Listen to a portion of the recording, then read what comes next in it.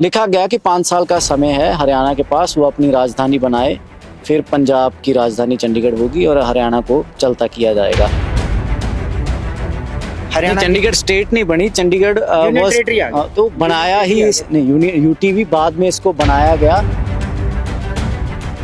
चंडीगढ़ बना तो इसके डेवलपमेंट का फंड जो है वो सेंटर से आता है, किसी स्टेट गवर्नमेंट से नहीं लिया गया। पर पंजाब के लीडर्स या पंजाब के लोग इसको एक और धोखा मानते हैं दिल्ली का पंजाब के साथ कि देखिए मैं ये कह रहा हूँ चंडीगढ़ को ही नहीं ले पाएगा। मैं आपको बताता हूँ ना हरियाणा ले पाएगा। चंडीगढ़ की बात होती है जब मैं टोक रहा हूँ आपकी बात, तो अभी चंडीगढ़ में खड़े हैं हम पंजाब यूनिवर्सिटी में, इसका नाम ही पंजाब यूनिवर्सिटी है। तो जब बंटवारा हुआ हरियाणा होंद में आता है, तो सबसे जो शर्त थी जो आज तक सबको पता है, वो तो एक रिटन मेमोरेंडम था, उसमें लिखा गया कि 5 साल का समय है हरियाणा के पास, वो अपनी राजधानी बनाए, फिर पंजाब की राजधानी चंडीगढ़ होगी और हरियाणा को चलता किया जाएगा। वो 5 साल आज तक बीते नहीं, क्या हुआ आज तक? अब तो राइट जताया जाता है। हरियाणा ने असेंबली में उनके सीएम ने और उन्होंने जो एमएलएस थे उन्होंने पास कर दिया कि चंडीगढ़ हमारा है। देखिए मैं आपको बताता हूँ, जब पंजाब का डाइवर्जन हुआ, वो हुआ डिवीजन, ठीक है, डिवीजन हुआ, तो उस समय 3 स्टेटें बनी, हरियाणा बना, चंडीगढ़ बना, पंजाब बना। पंजाब के पास अपनी विधानसभा है, अपना फंड है, ठीक है जी।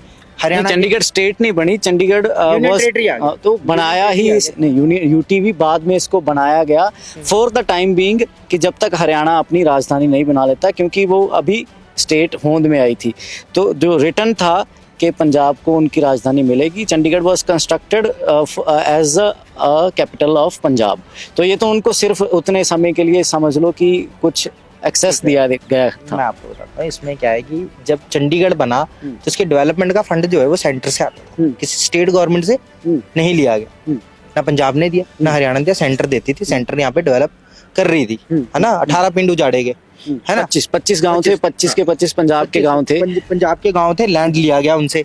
उनको बाद में ठीक है मेमोरेंडम सरकार आपस में लोगों में करती रहती है ना। उसके बाद क्या करता है, वहाँ पे लोग बसते हैं, फिर लोगों के पास क्या होती है, तर्क शक्ति भगवान ने दी है, उनको आपसी समझ में भी है, उनको चूज करना पड़ेगा कहाँ किसके साथ जाना है, ठीक है ना।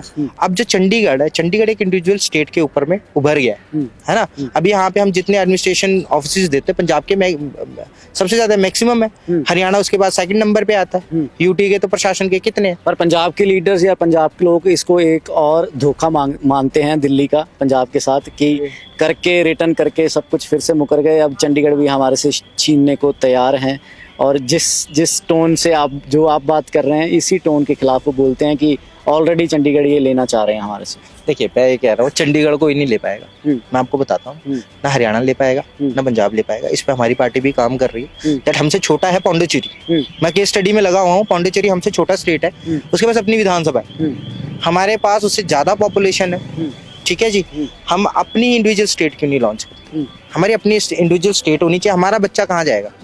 आज के टाइम पे जॉब्स निकलती हैं, अभी आपने देखा होगा एमसी जो हैगा उसमें हमारे बीजेपी के एक सौरभ जोशी जी हैं, ये मैंने 2 साल पहले मुद्दा भी उठाया था काउंसिल इलेक्शंस में कि जो है 80% जो रिजर्वेशन हमारे लोकल बच्चों को देना चाहिए, क्योंकि हमारा बच्चा ना पंजाब में कर पाता है ना, ना हरियाणा वाले करते, क्योंकि डोमिसाइल लग जाता है तो फॉर्म निकाल के बाहर फेंक देते हैं। हमारा बच्चा जो है वो दिल्ली चला जाता है। और एक कोरोना में हमने देखा, जिसको हम माइग्रेंट लेबर कहते हैं ना, उसकी सबसे बड़ा कारण ये है कि हम स्टेट जो है रिस्पॉन्सिबिलिटी लेने से बच रहा है अपने बच्चों की। स्टेट की रिस्पॉन्सिबिलिटी होती है, वो उसका एसेट होता है। अगर वो यहीं पे रहेगा, यहीं पे कमाएगा, यहीं पे खाएगा, यहीं पे खर्च करेगा, तो स्टेट जो होती है वो डेवलप होती है, धीरे धीरे ग्रो करती है ना। हमारा बच्चा यहाँ से चला जाता है, दिल्ली रहता है ना। अब दिल्ली वाला बच्चा शुक्रवार शाम को निकलता है, आ जाता है रात को, शनिवार यहाँ रहता है, संडे रात फिर चला जाता है, ठीक है, कमाता वहीं है, खर्च वहीं करता है, वो सिर्फ हॉलीडे में आ जाता है। तो मेरे कहने का मतलब है, तो आप क्या कहते हैं कि चंडीगढ़ में रेफरेंडम होना चाहिए, यहाँ के लोग होना चाहिए? मेरे हिसाब से तो रेफरेंडम होना चाहिए, हमारे को एक अलग स्टेट का दर्जा देना चाहिए।